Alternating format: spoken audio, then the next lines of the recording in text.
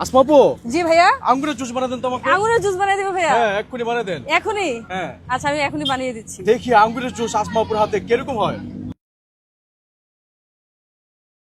ভাইয়া এই যে দিয়ে দিলাম। দিয়ে দিলেন? হ্যাঁ, এই যে কি চিনি। দিবেন আবার? একটু চিনি দিয়ে দেই। আইস। হালকা পানি না? স্টার্ট দেন। স্টার্ট।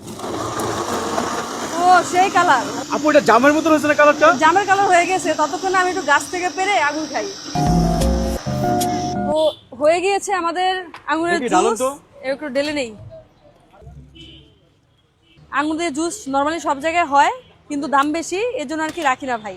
কিন্তু কিছু আমার লয়াল এক্সপেন্সিভ কাস্টমার আছে যারা আর কি এটা প্রেফার করে যে একটু আঙুরের জুস খাবে, একটু ইয়া করবে। আমাকে স্লাইস দিবেন উপরে? হ্যাঁ, একটু স্লাইস দিয়ে দিব।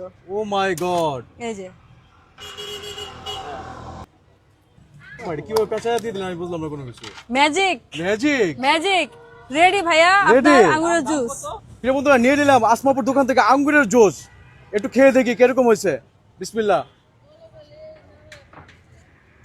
ভাই অসাধারণ, এক কথায় অসাধারণ।